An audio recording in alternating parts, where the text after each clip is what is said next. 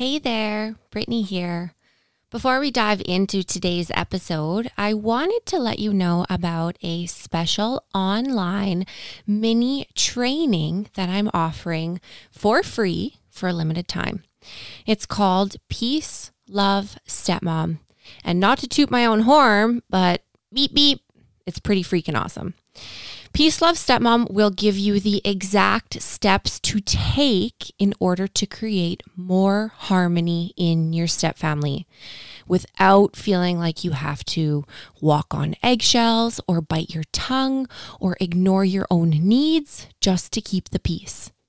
Because if you are listening to this, then chances are pretty good that you know there's a big difference between not fighting and actually feeling peaceful.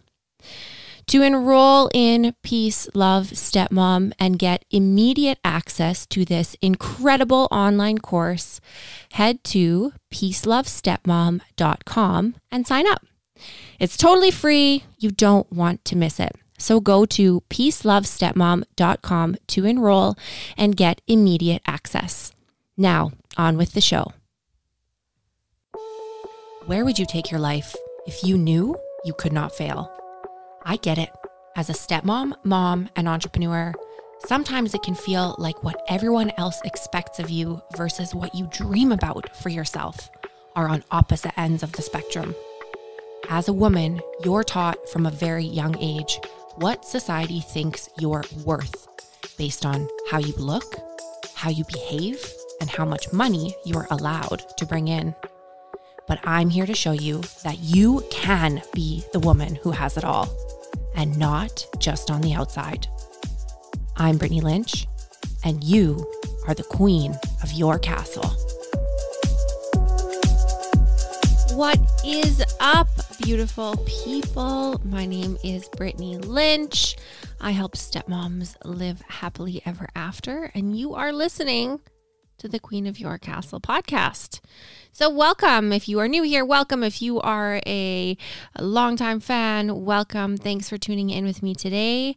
I, as always, am really excited to bring this episode to you today because I want to let you in on an extra simple 2-minute habit.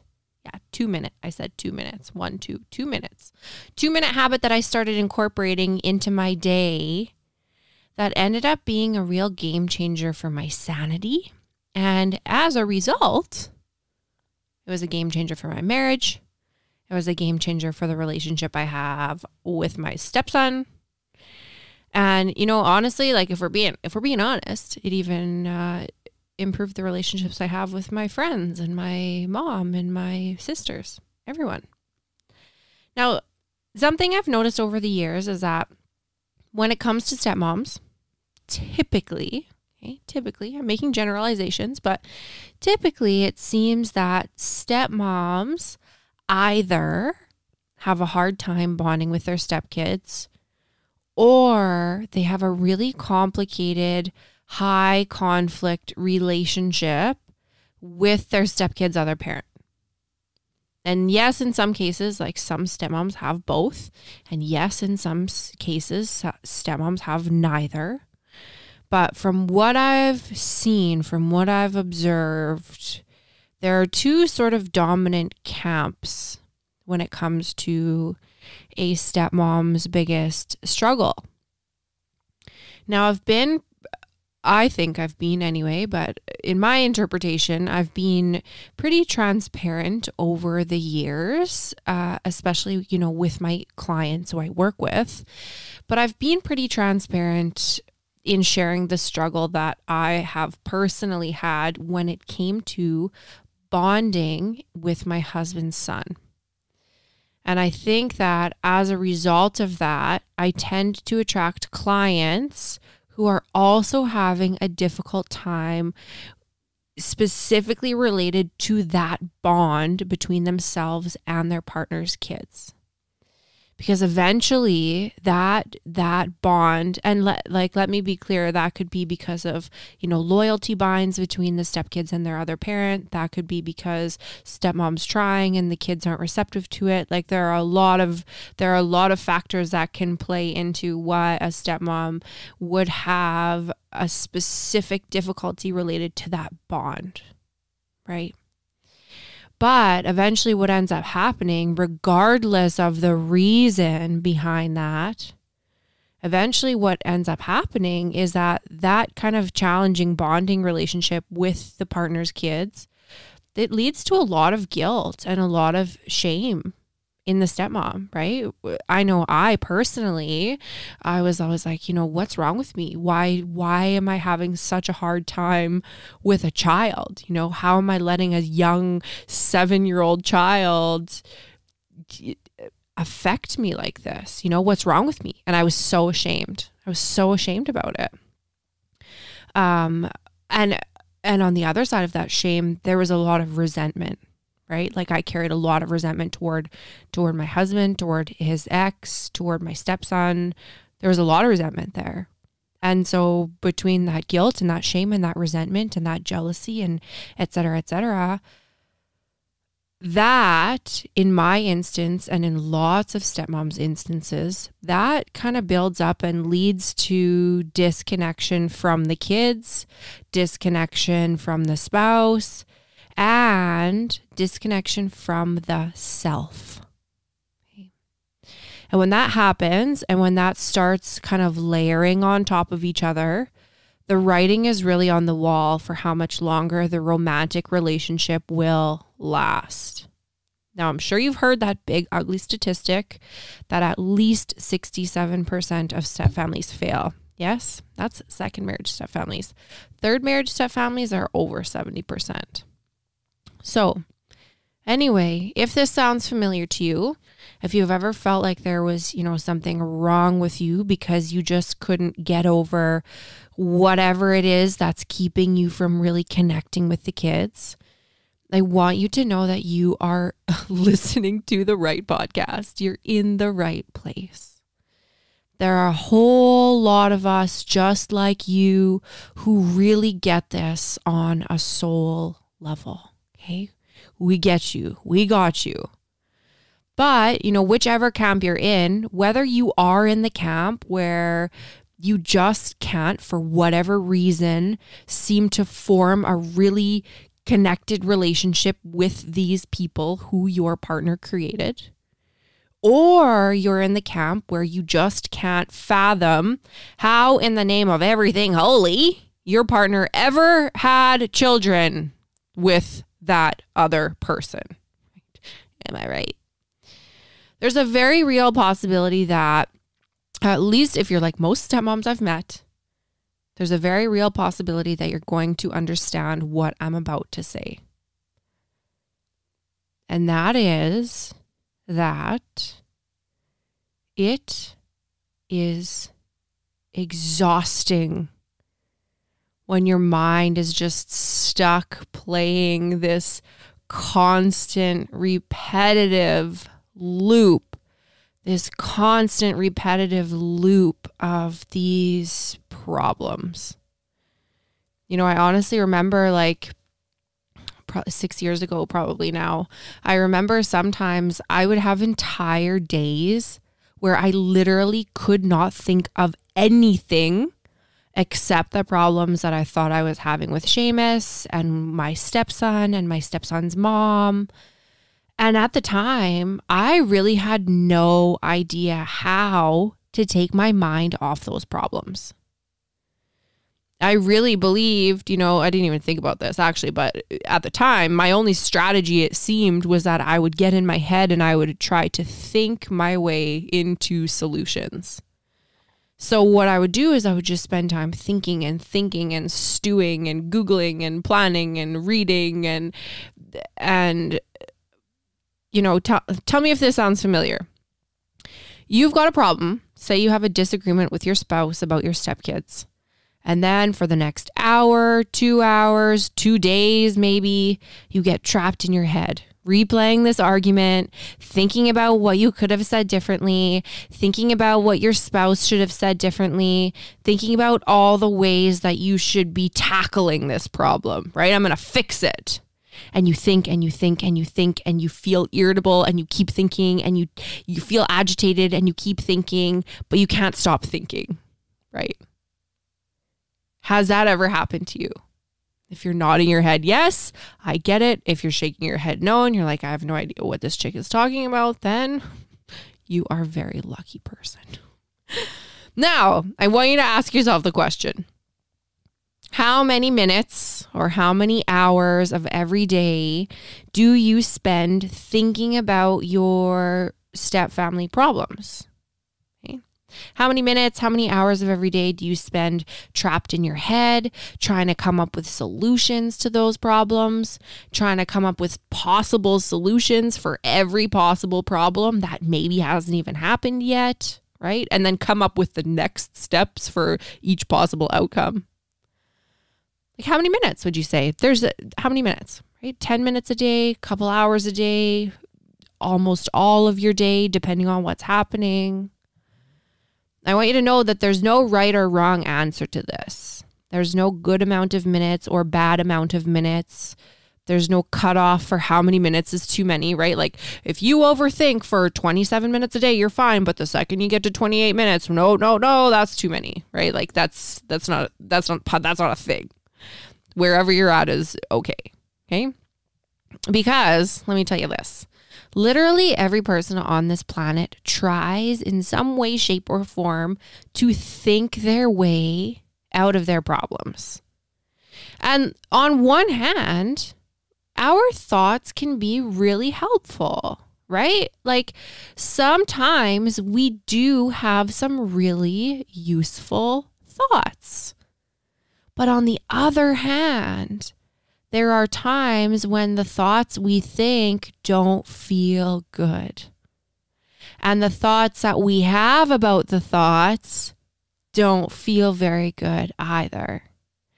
And so even though we don't want to be having these thoughts, we just can't seem to stop overthinking.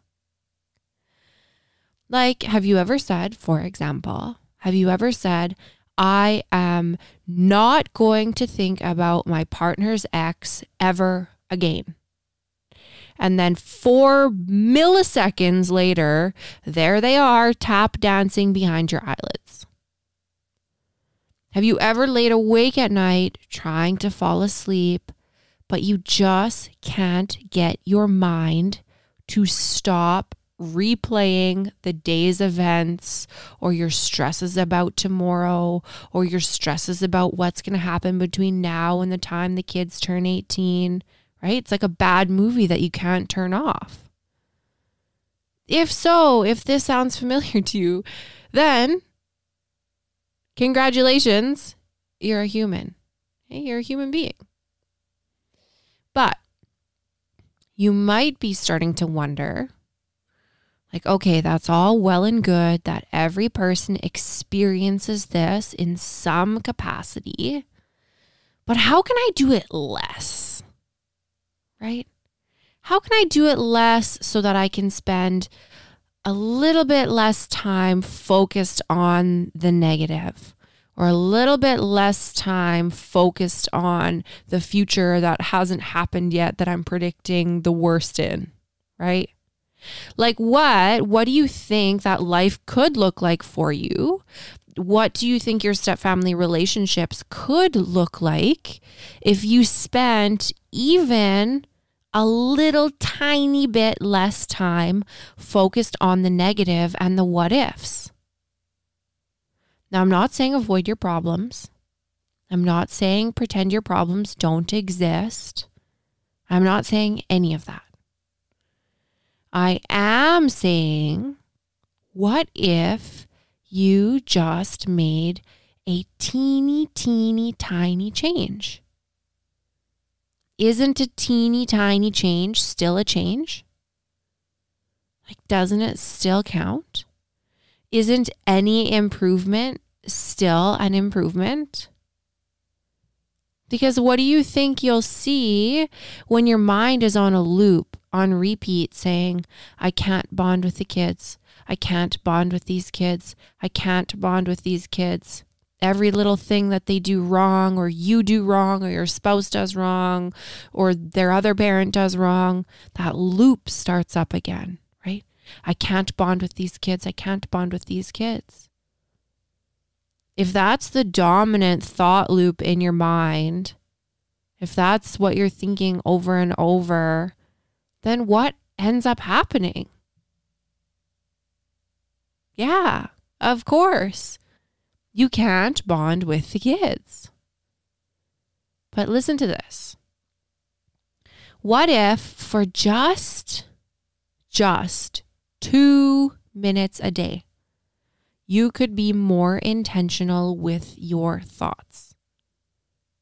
What if for just 2 minutes a day, 2 literal minutes a day, what if you were more intentional about removing your attention from these negative thought loops about not being able to bond with the kids, or about what a putz the other kid's parent is, or about all the things you've had to sacrifice since becoming a stepmother?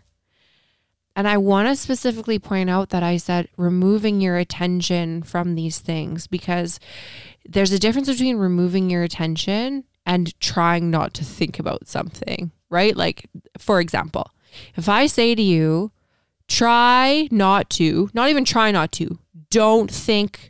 think about a pink elephant. Immediately what happens? You think about a pink elephant, right? There's a pink elephant in your mind and you're like, don't think about it. And when you're like, don't think about it, don't think about it, don't think about it, what happens? That pink elephant gets bigger and bigger and bigger.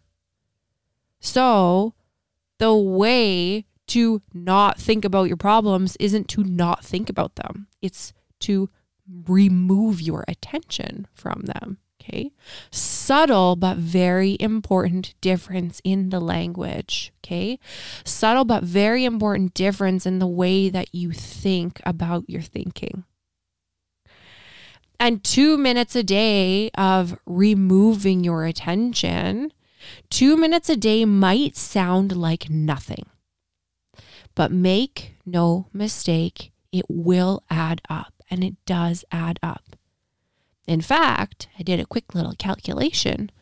2 minutes a day, every day for a year is 730 minutes, which works out to be a little over 12 hours. So for investing just 2 tiny minutes of your time per day with this super simple little practice, you can spend 12 whole entire hours not thinking about how hard it is to bond with the kids. You can spend 12 whole entire hours not trapped in your repetitive thought loops about your partner's ex. And that's just at 2 minutes a day. What if you moved it to 3 minutes a day, right? 3 minutes a day every day for a year. That's 1,095 minutes, or 18 hours and 15 minutes. Now, what could you do? Actually, consider this for a second.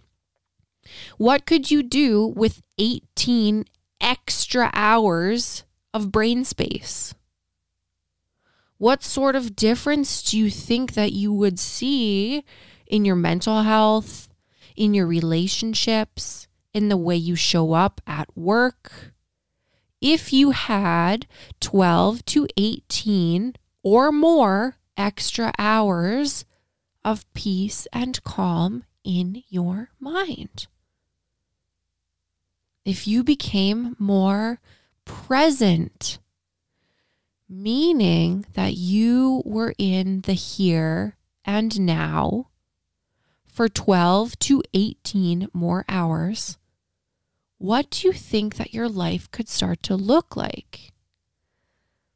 Because the more that you practice this, the less attention that you give to the problems that you're having or imagining that you might have one day, or that have already happened that can't be changed. the less attention that you're giving these problems directly, right? Those 2 or 3 minutes a day, you're getting that 12 to 18 hours of not direct time, not giving your energy to the problem. But it also ends up that you think about your problems less as an indirect result of this. Meaning, I'll try and make this make sense. It made sense in my head. I hope I can explain it. It means that, sure, you're spending those 2 or 3 minutes a day being intentional with your thoughts, being intentional with your attention. But then, as an indirect result, as an indirect bonus, you also start to carry this practice into the rest of your day. You'll start to notice that you're not heading down the rabbit hole as often. You'll start to notice when your mind, when your thoughts are spiraling, snowballing, and you've built this muscle of knowing how to move your attention before you get sucked into the bottomless pit of anger and misery and resentment, right? Now, one big mistake that I see all the time is that stepmoms are like, well, everything has to be absolutely perfect before I can really start to make any changes. Like, does this sound familiar to you? Like, once I get the house organized, once I get all those closets cleaned out, once I finish that correspondence course, also when I figure out a schedule where I have at least 2 hours of free time a day, which means I need to hire a housekeeper and a gardener. So after I do all of that, after I get that raise, after we finish all the drama in the courts, then maybe I can think about carving out some extra time and space for a practice to be present. Right? But that's so backwards. Like, it's so backwards. Like, if you think you need to have free time and you think you need to have a calm mind and a calm environment before you adopt this 2-minute practice, that's literally like saying, I have to be super fit before I can go to the gym. Or like saying, I have to be super relaxed before I go to the spa. Like, it's backwards. It's so backwards the way that we think about this specific practice. Because if you don't have the peace or the calm or the time or the space for a presence practice, that's a literal indication of how desperately you need a presence practice. And trust me, I'm speaking from experience here as somebody who worked full-time during nursing school while training for fitness competitions. I'm speaking from experience as someone who used to be extremely hyper scheduled, running on like 5 hours of sleep and ephedrine to survive. So, one question I ask my clients inside the Stepmom story is, who would you be if you already had what you wanted? Who would you be if you already had this stellar relationship with your stepkids where you were stoked about spending time with them and vice versa? Who would you be if you already had a super loving, fun, spontaneous relationship with your spouse where you felt safe to speak your mind and safe to ask for what you needed? Who would you be if you never gave another thought to your spouse's ex?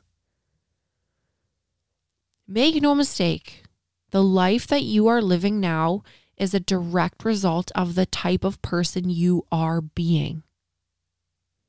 So if you want something to change in your world, if you want some of your circumstances of your life to change, then you cannot keep doing what you're doing.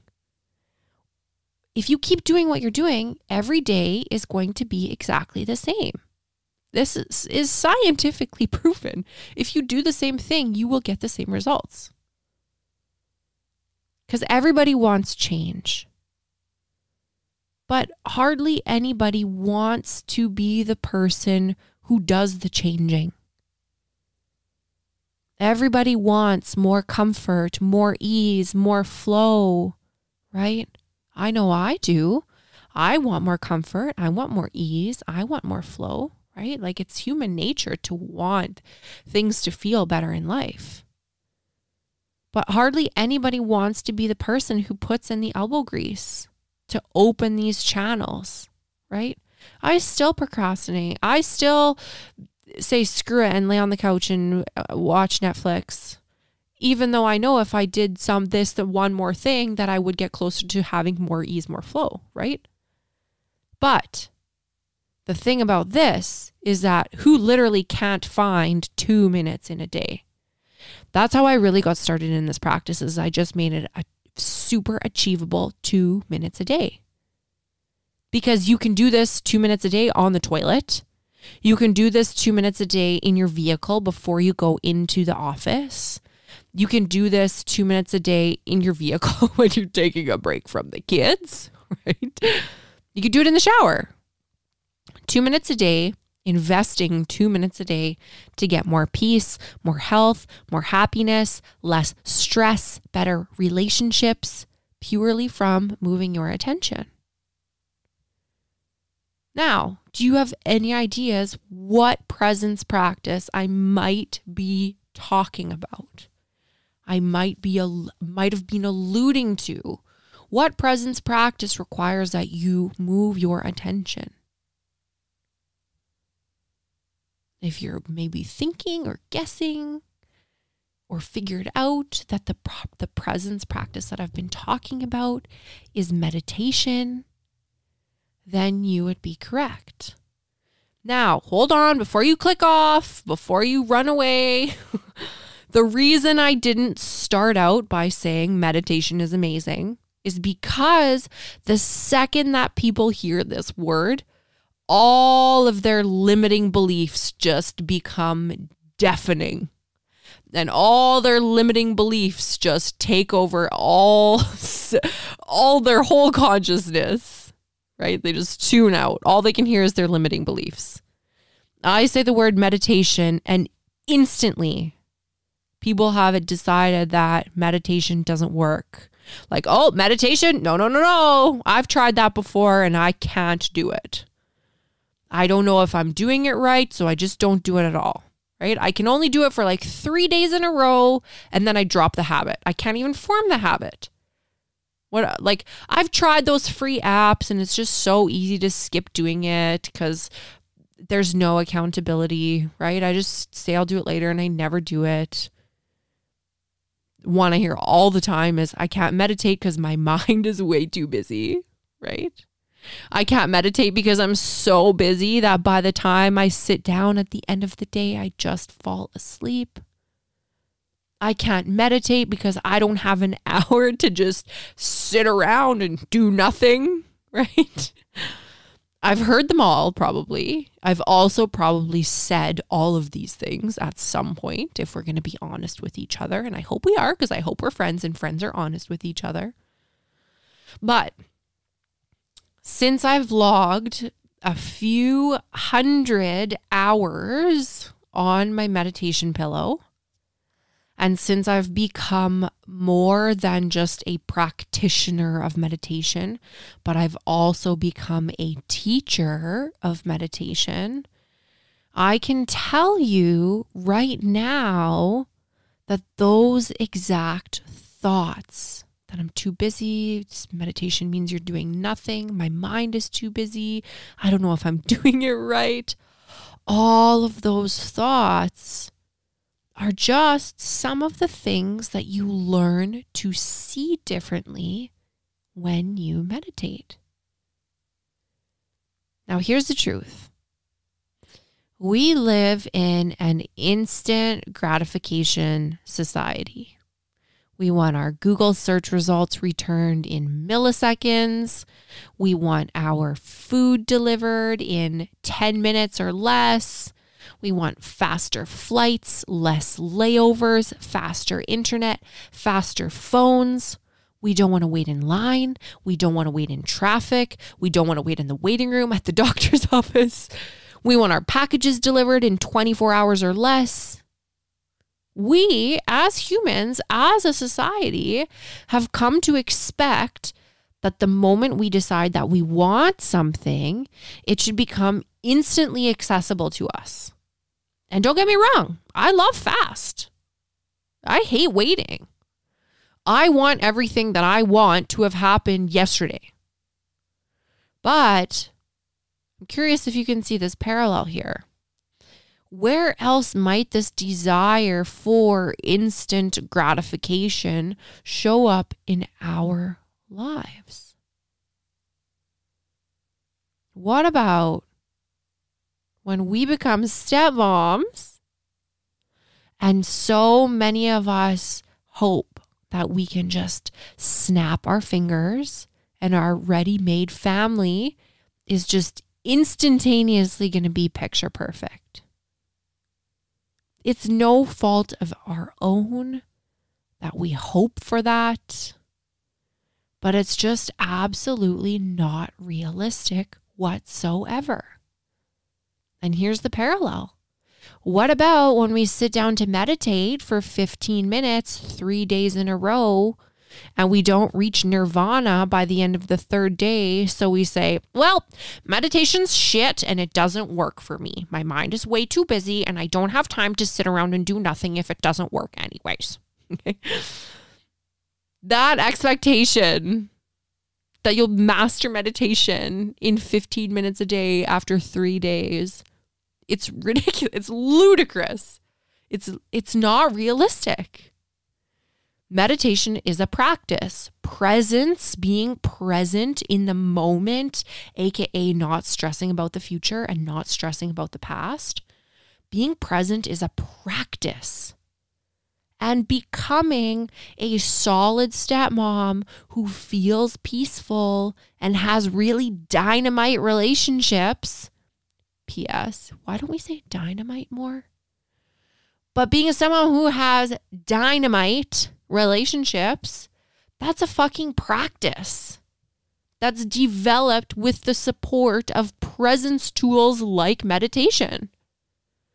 We get so focused on this outcome. We get so focused on where it is that we want to go, where we expect that we should be for now, that we forget to enjoy the millions of tiny moments, the millions of tiny steps it's going to take for us to get to this outcome.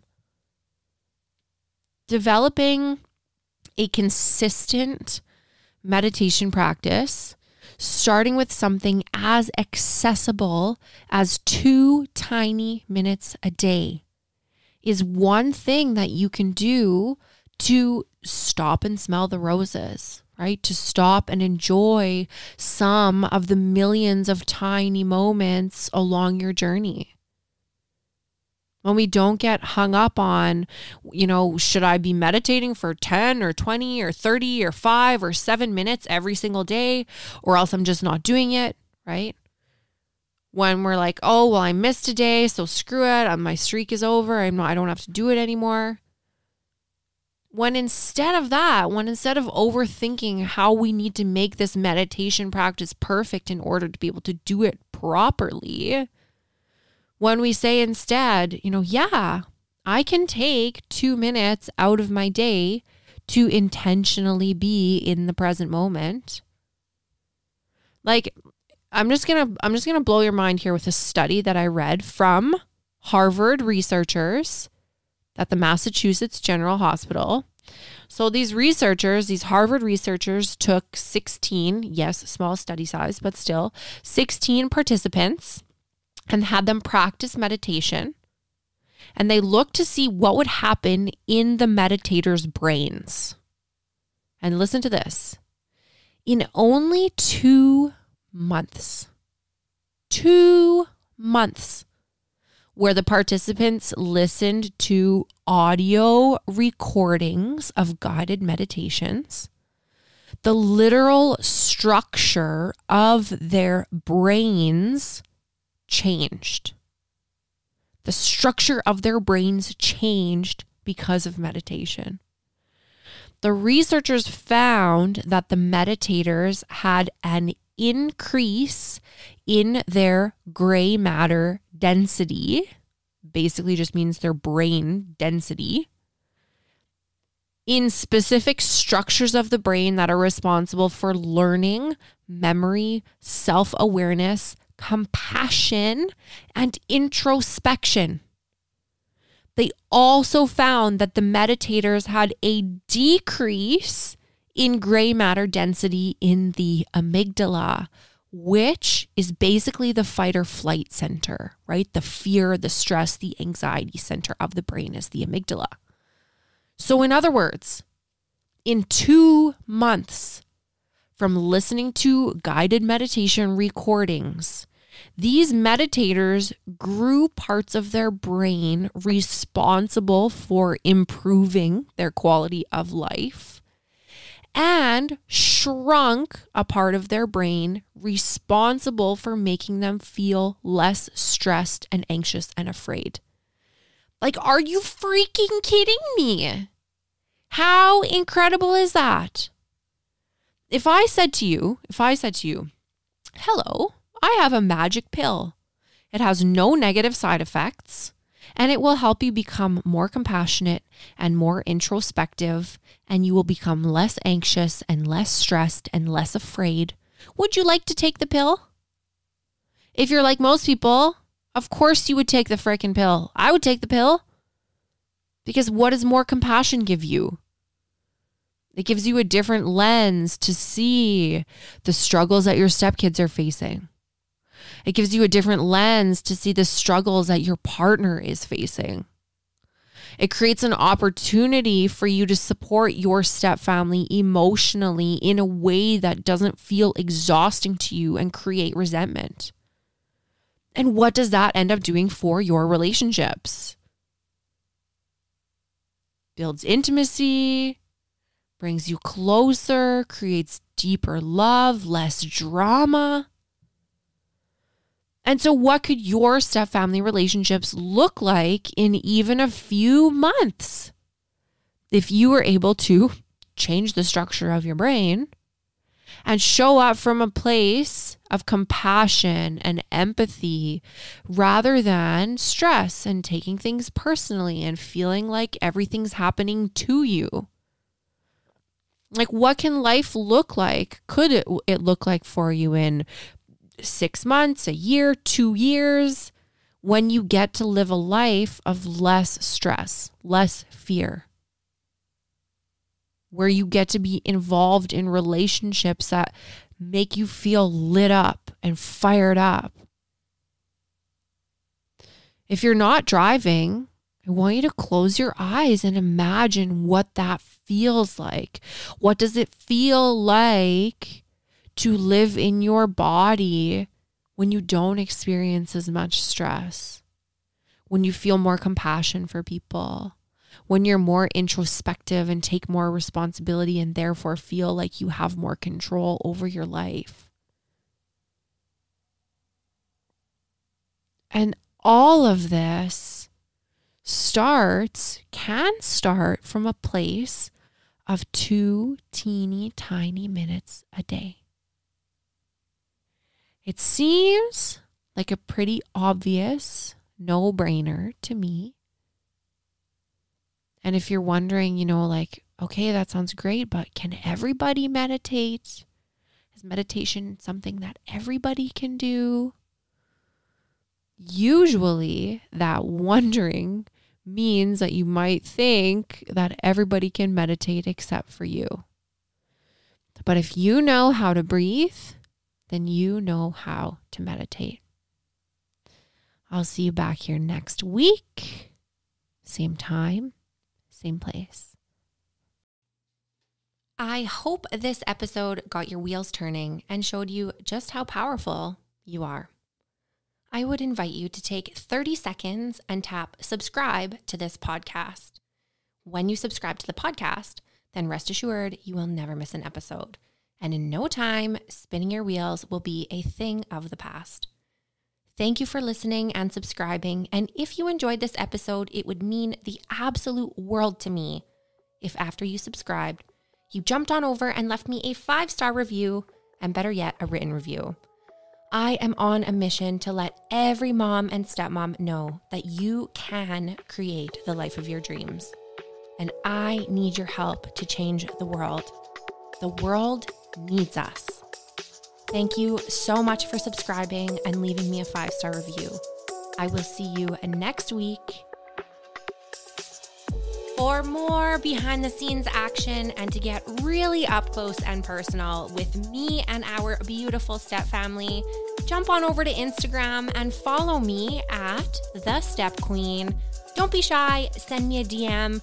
Tag me in your posts, tag me in your stories, let me know what you're up to and what about the podcast has been blowing your mind. I cannot wait to get to know you better, and Instagram is my jam.